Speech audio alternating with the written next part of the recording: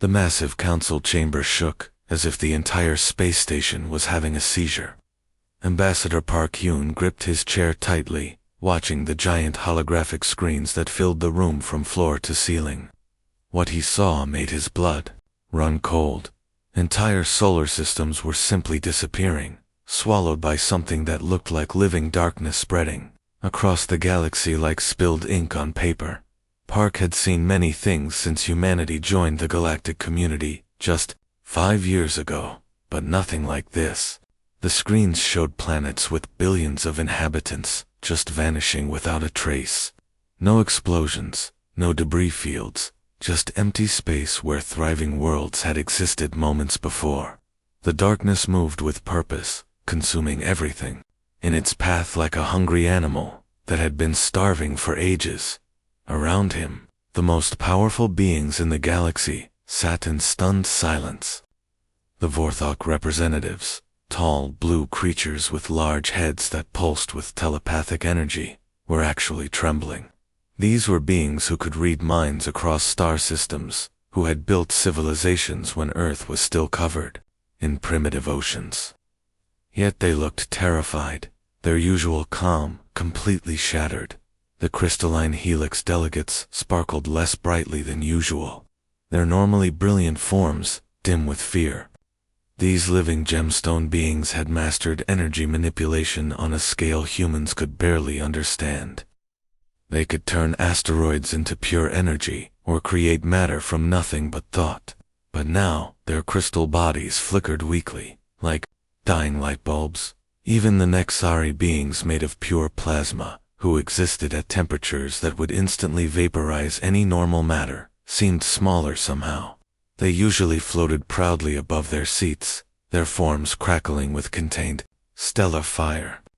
Today, they huddled close to their containment fields, like frightened children hiding under blankets. Council Primes Sithafavara, an ancient being whose species had ruled the galaxy for over 10,000 years, spoke with a voice that cracked with desperation. Her words echoed through the translation matrix, reaching every delegate in their native language simultaneously. "The Void Swarm has returned," she announced, though everyone already knew. "Our ancestors' worst nightmare has awakened from its million-year sleep. Our most advanced weapons pass through it harmlessly. Our strongest shields collapse instantly. Our fastest ships cannot outrun it. Every defense we have built over millennia of advancement means nothing against this terror." Park watched as species that had colonized thousands of worlds, that had bent the laws of physics to their will, that had built technologies beyond human comprehension, admitted complete defeat. The irony was not lost on him. These civilizations had originally seen humans as barely evolved primitives when first contact was made. Earth had been classified as a Class 12 death world, meaning it was so dangerous that most galactic species would die within hours of landing there. The other council members had been polite, but condescending during humanity's integration process. They spoke to humans the way adults might speak to particularly clever children who had just learned to use tools. After all, what could a species that had barely reached its own moon teach civilizations that had been traveling between stars for millions of years? Now those same superior beings were looking at Park with something he had never seen in their eyes before. Hope.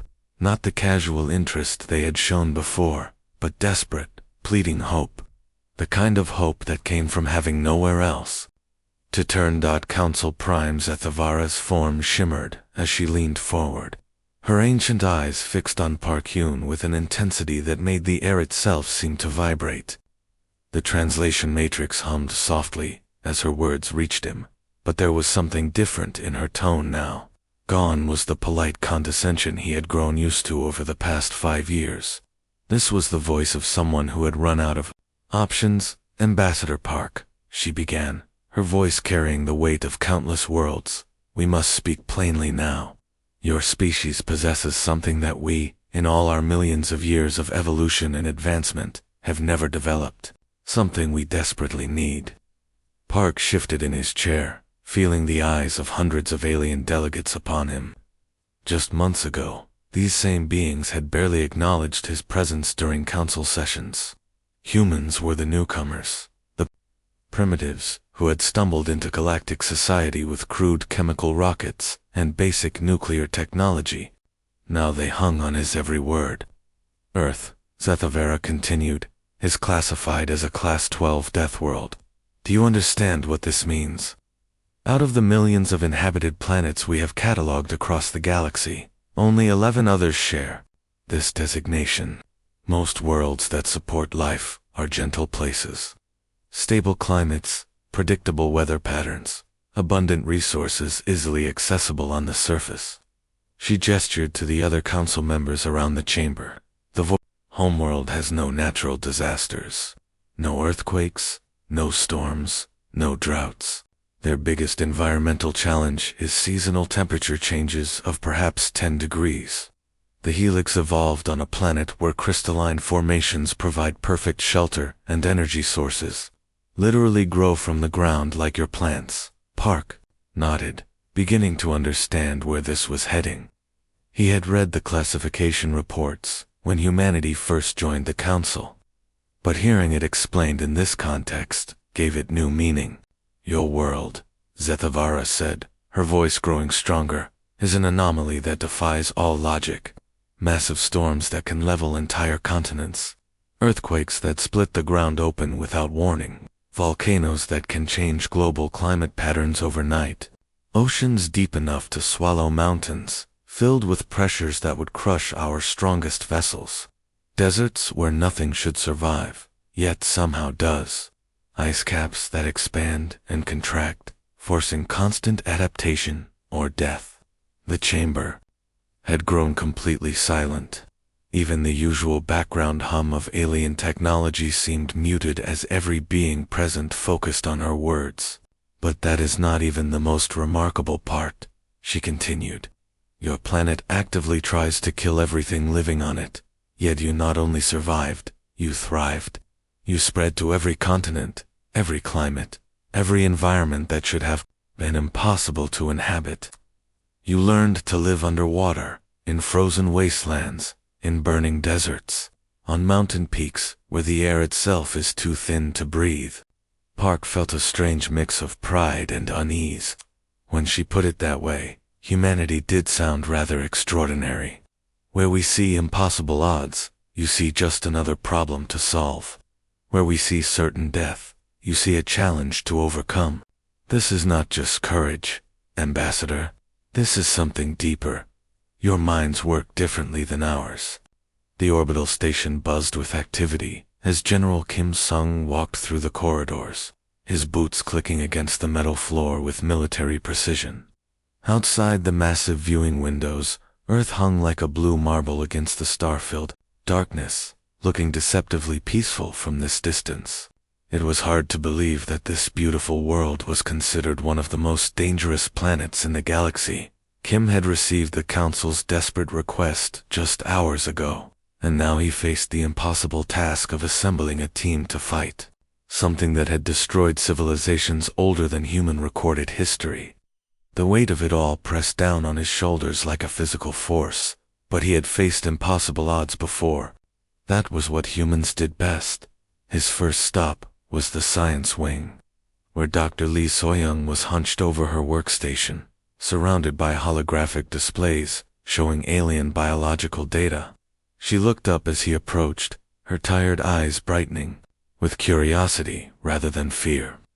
Kim had specifically requested her because she was one of the few humans who had actually studied life forms from death worlds similar to Earth.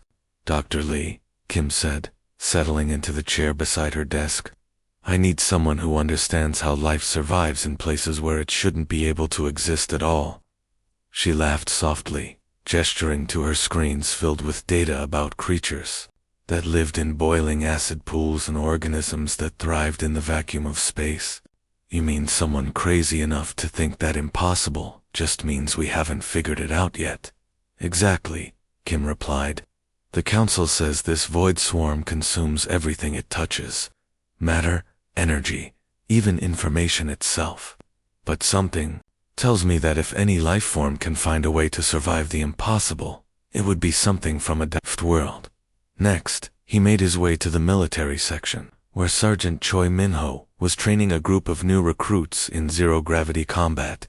The man moved through the training chamber like he was born in space. Despite having grown up in the mountains of Korea, where the air was thin and the weather could kill you if you made one wrong decision. "Sergeant Choi," Kim called out as the training session ended, "I have a mission that makes your worst day in the field look like a vacation." Choi floated over, his expression serious but interested. "Sir, with respect, I've survived 3 tours in the Antarctic research stations during the worst storms on record. Fought in conflicts where the environment was more dangerous than the enemy, and once spent 2 weeks trapped in a collapsed mine, with nothing but emergency rations and melted ice. What could be worse than that?" Kim smiled grimly. "Fighting something that has been consuming entire star systems for sport." Instead of looking afraid, Choi's eyes lit up with the same expression Kim had seen on the faces of every human who had ever volunteered for the most dangerous missions. "When do we leave, sir?"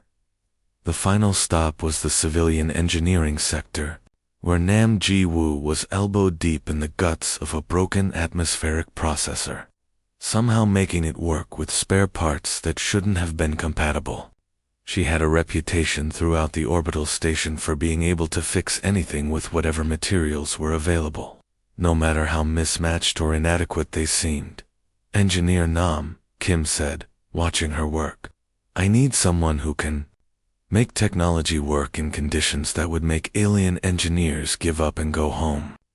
She didn't even look up from her work, just continued welding 2 incompatible components together with focused determination.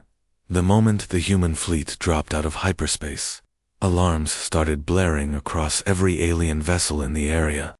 Captain Yoon Tae-hein stood on the bridge of the lead ship, watching the tactical displays light up with warnings that would have sent any other species running for the nearest safe system. Radiation levels that could cook most life forms in minutes, gravitational fields strong enough to tear apart planets, and space debris moving at speeds that turned pebbles into planet killers. "Sir," his navigation officer called out, "the Council fleet is maintaining position at the outer perimeter. They're requesting that we pull back to a safer distance." Yoon almost laughed. A safer distance.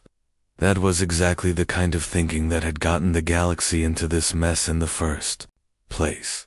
While other species built their strategies around avoiding danger, humans had learned to dance with it. "Tell them we're going in," he replied, settling into his command chair, "and tell them to watch carefully. They might learn something."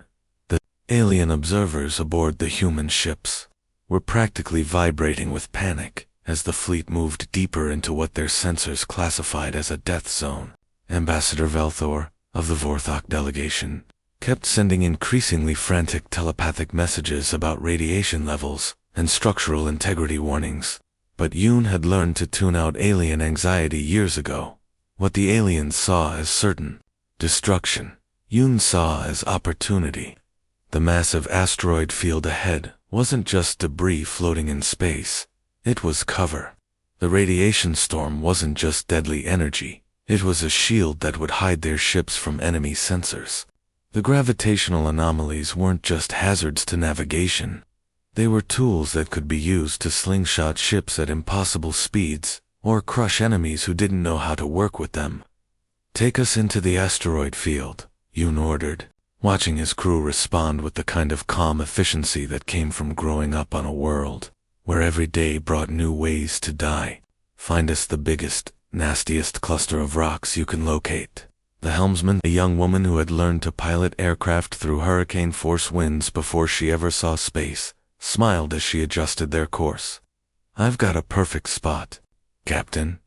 Dense cluster with rocks the size of city blocks, all spinning in different directions. The aliens would need a computer the size of a moon just to calculate safe passage through it. "Perfect," Yoon replied. "That's exactly where we're setting up our first base." The alien observers watched in stunned silence as human ships began weaving through the asteroid field like they were dancing. where other species would have needed hours of careful calculation and computer assistance. Human pilots relied on instinct and reflexes honed by a lifetime of surviving the impossible. Within hours, the humans had established a forward operating base in the heart of the asteroid field, using the massive rocks as both protection and camouflage. They anchored supply ships to asteroids that were large enough to hide entire fleets, and set up sensor arrays that used the chaotic movement of debris to mask their signals. Ambassador Velter finally managed to corner Captain Yoon in the temporary command center they had carved out of a hollowed asteroid. Dr. Lee So-young rubbed her tired eyes and took another sip of the bitter coffee that had become her lifeline over the past 72 hours. Her mobile laboratory, cramped inside the belly of a converted cargo ship, hummed with the sound of analysis equipment working around the clock. Outside the reinforced windows, she could see the twisted remains of what had once been a thriving research station. Now, nothing more than strange, dark matter that seemed to absorb light itself. She had been studying samples of swarm-consumed material for days now, and what she was discovering made her stomach turn. This wasn't just destruction in any normal sense. When the swarm consumed something, it didn't leave behind debris or ash or even empty space. It left behind something that shouldn't exist, matter that had been stripped of more than just its physical properties. Computer Run Analysis Pattern 77 Alpha on Sample Batch 12. She commanded, leaning closer to her microscope display. The results that appeared on her screen made her pause and run the test again. Certain she had made an error, but the results were the same. The consumed matter wasn't just dead, it was blank. Completely blank in ways that defied every law of physics she understood. The atomic structures were still there, but somehow emptied of information. It was as if someone had taken a book and erased not just the words, but the very concept that words had ever existed on those pages.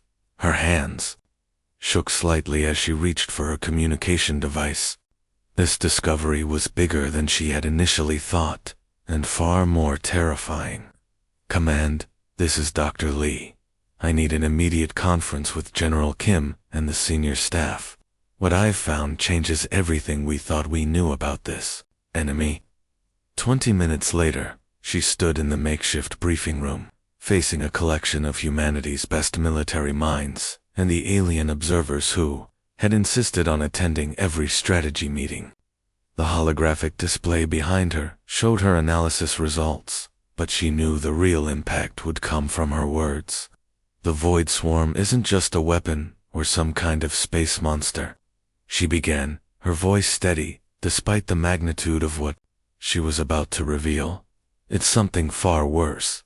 It feeds on information itself. Not just data or computer files, but the fundamental patterns that make reality work the way it does. General Kim leaned forward, his expression serious. Explain.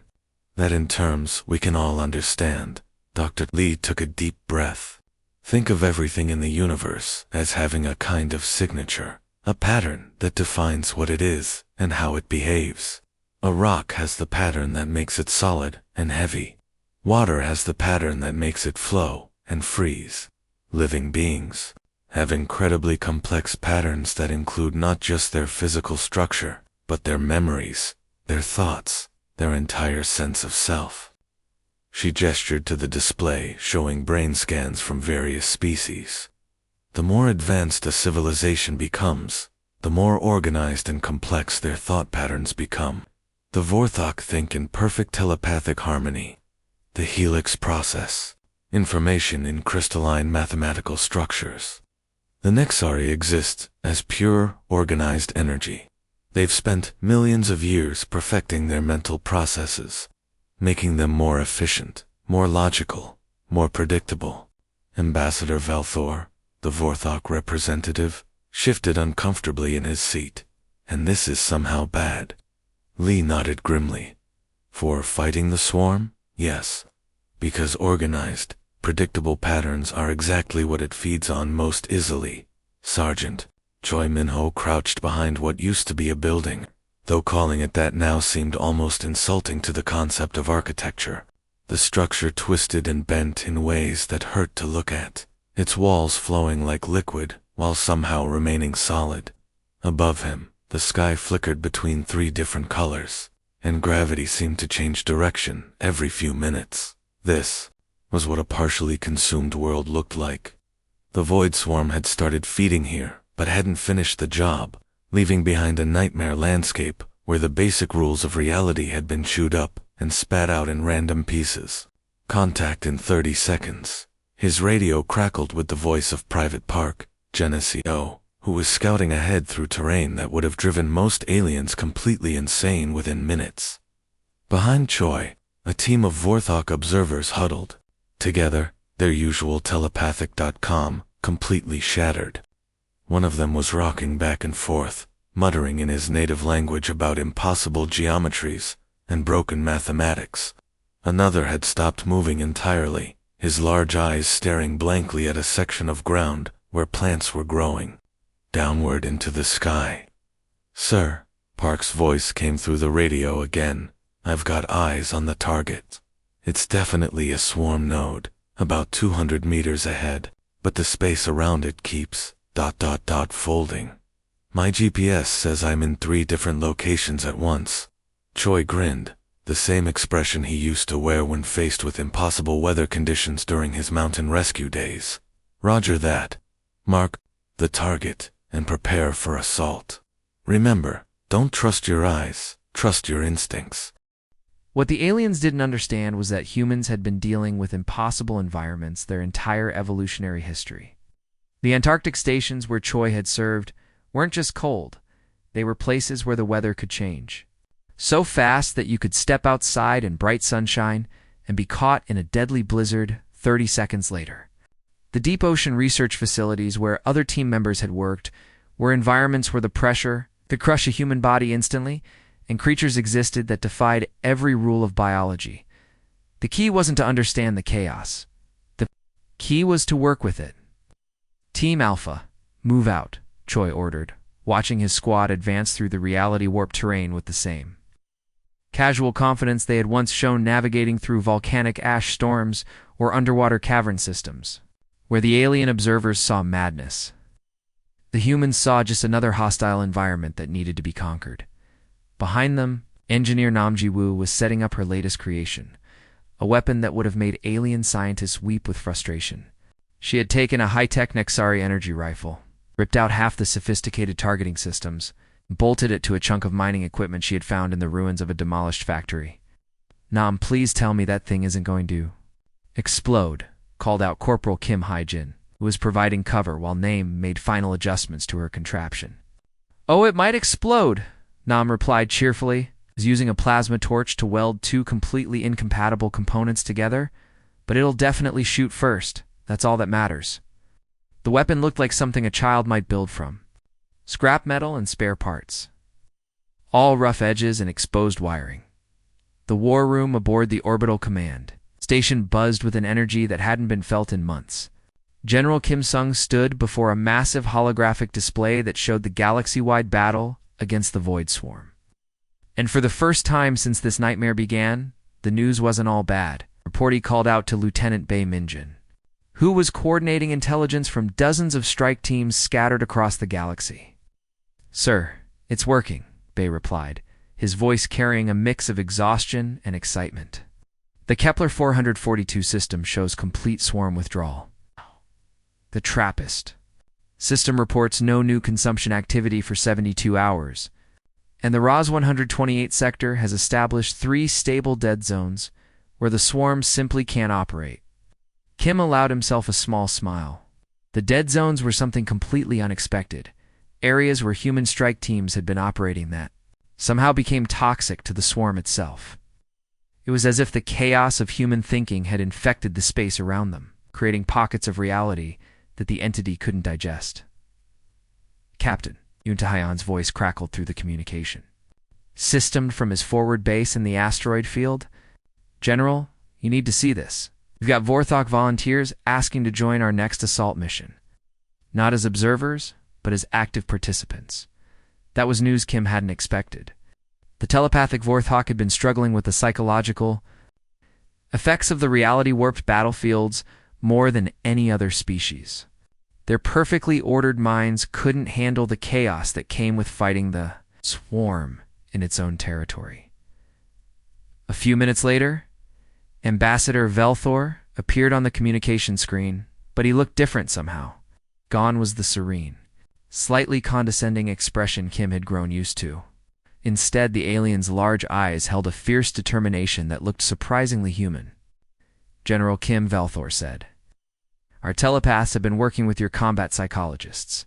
Dr. Han Theron has taught us techniques your soldiers use to maintain focus under extreme stress.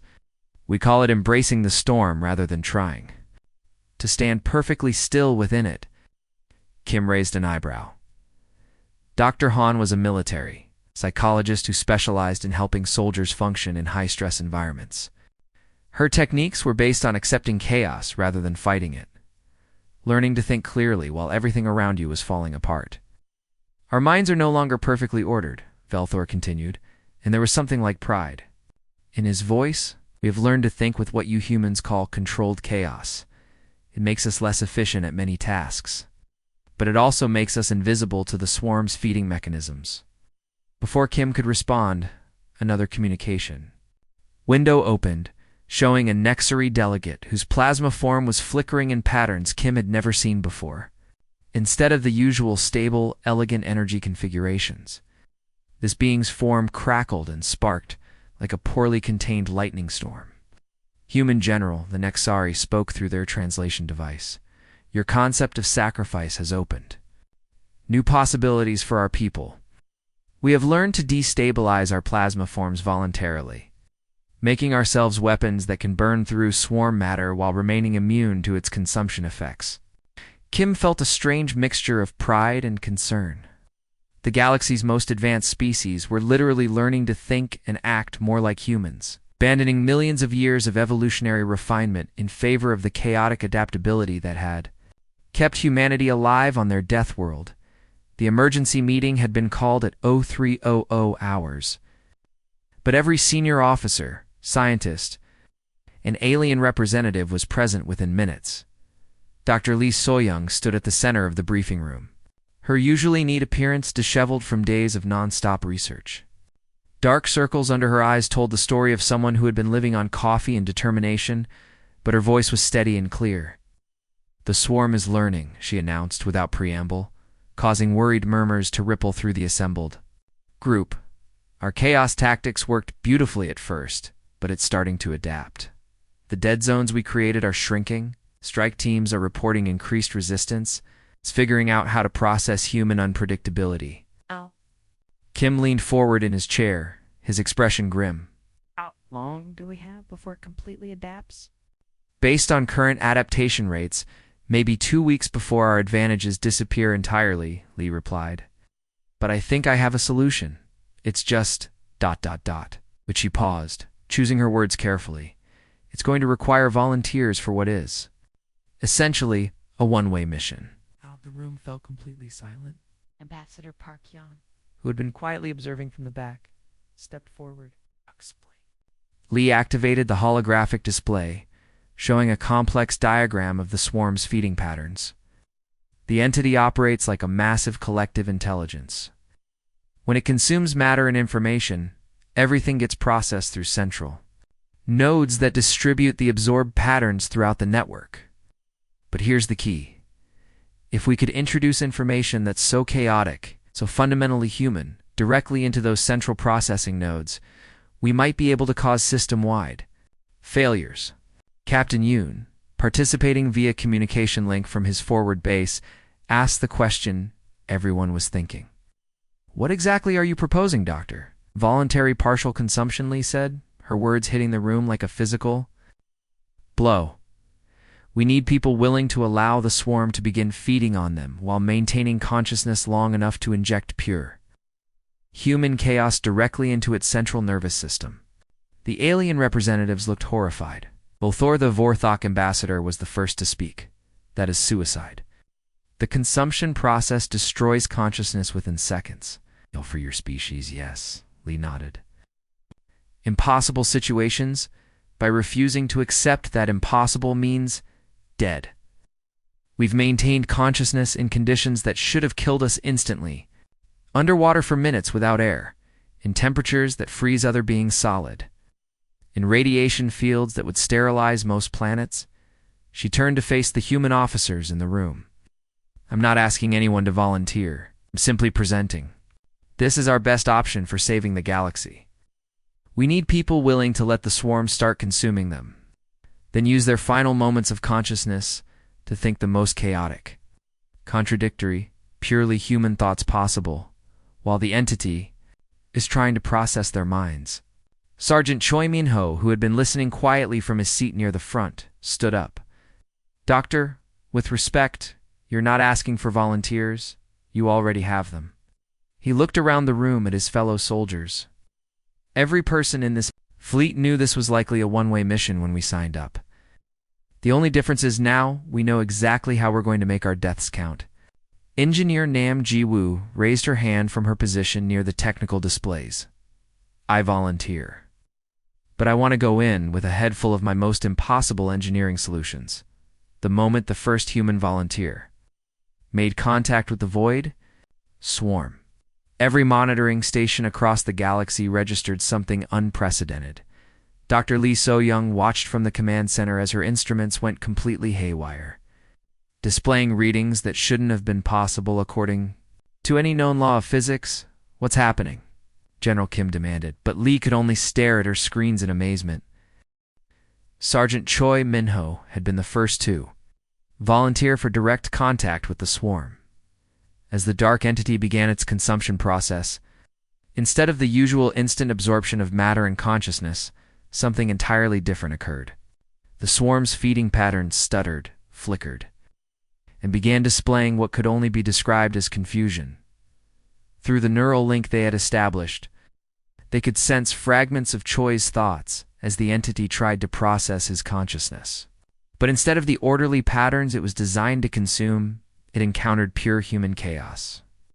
Memories of surviving impossible mountain rescues, mixed with tactical knowledge from urban warfare. Emotions of fierce protective love for his squad collided with the calculating coldness needed to make life or death decisions in combat. The swarm tried to categorize these contradictions and failed completely. Engineer Nam Ji-woo was next, allowing the entity to begin consuming her while her mind raced through every impossible solution she had ever devised. Her consciousness flooded the swarm's network with memories of making broken technology work through sheer stubbornness, of building functional equipment from incompatible parts, of solving problems that alien engineers had declared mathematically impossible. Within minutes, reports began flooding in from across the galaxy. The swarm's advance had not just stopped, it was reversing. Entire systems that had been consumed were suddenly reappearing as the entity began to literally spit out matter it could no longer process. It's working, Ambassador Park breathed, watching the tactical displays with wonder. The cascade failures are spreading through the entire network. Dr. Lee nodded, tears streaming down her face as she monitored the brave volunteers who were sacrificing themselves to save the galaxy. Each human consciousness that entered the swarm's network carried with it the accumulated chaos of a lifetime spent on a death world, memories of surviving blizzards and hurricanes, of finding hope in hopeless situations, of laughing in the face of certain death, of loving deeply while knowing that loss was inevitable. The entity, designed to consume order and logic, found itself choking on the beautiful contradictions of human experience. How could beings simultaneously create and destroy? How could they feel both love and hatred for the same person? How could they make logical decisions based on illogical emotions, or act against their own self-interest to protect others? Captain Yoon Taehyun watched from his asteroid base as the swarm's physical manifestations began to fracture and collapse. The dark matter that had been consuming star systems started to break apart, retreating into dimensions that existed beyond normal space-time. All stations, this is General Kim. The announcement came through every communication channel. The Void Swarm is in full retreat. Repeat, the entity is withdrawing from all occupied systems. Across the galaxy, beings who had existed for millions of years longer than humanity watched in stunned amazement as the greatest threat their civilizations had ever faced, fled from the chaotic minds of creatures from a single death world. In the end, weeks that followed, as the galaxy slowly recovered from its near destruction, the true magnitude of what had happened began to sink in.